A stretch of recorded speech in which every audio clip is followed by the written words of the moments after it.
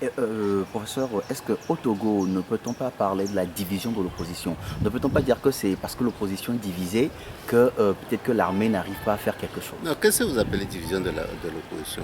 Au Burkina, bon, l'opposition togolaise est divisée, Ouais. ça c'est certain. Mais au Burkina, l'opposition est également divisée. Il n'y a pas une unité de l'opposition. Vous l'avez vu lorsqu'on a fait l'ouverture de l'appel à candidature pour les présidentielles, il y a plusieurs candidats. Donc ça passe parce que l'opposition est divisée qui justifierait un comportement non républicain de l'armée. C'est deux choses séparées.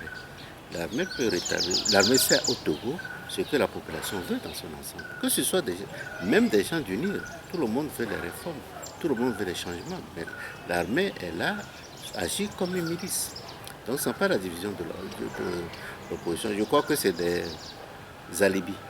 Pour moi, c'est des alibis parler de la division de l'opposition pour ne pas agir dans le sens républicain. Oui, mais est-ce que l'armée n'est pas prise en otage par une minorité?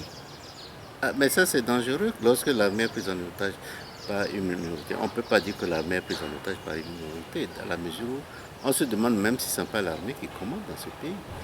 C'est plutôt ça qu'il faut voir, c'est ça qui est plutôt dangereux.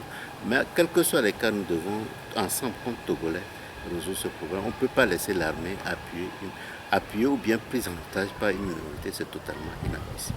Alors, professeur, vous dites ensemble chercher à résoudre ce problème. Comment? Parce qu'aujourd'hui, on sent qu'il y a Une une division de division de l'opposition. Non, non, non. l'opposition. Non, c'est Tout le une monde parle, tautologie, enfin, c'est une tautologie de dire qu'il y a division de l'opposition. L'opposition est divisée. L'opposition n'est pas une. Ça, c'est malhonnête, totalement malhonnête, on n'est pas le reconnaître. Que ce soit les cas, on sait que la population, dans son ensemble, veut les réformes, veut le changement. Ne veut pas qu'un individu dure indéfiniment au pouvoir. ouais. Ça, c'est très clair. L'opposition, que ce soit l'opposition, même les gens de l'Union souhaitent cela. Moi, j'ai fait la campagne présidentielle, je l'ai senti. Donc, au moins, ça, c'est un fait. Travailler ensemble pour cela.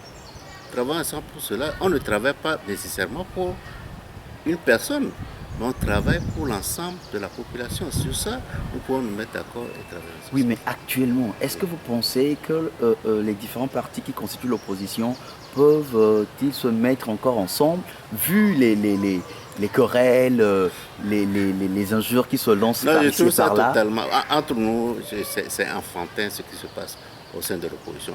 Quelqu'un de l'opposition ne peut pas dire qu'il va combattre un autre de l'opposition au même titre qu'une, et c'est totalement inadmissible.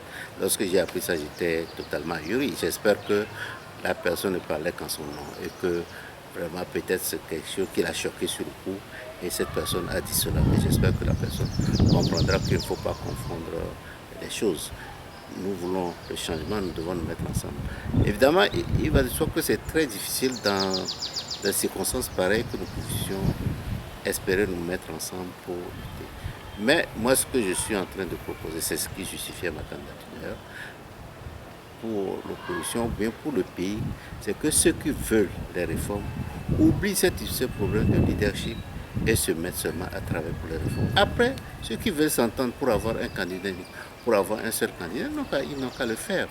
Donc la première chose, travailler ensemble pour les réformes. Et laissons de côté, totalement de côté, cette histoire de leadership. Et ce sont les conséquences.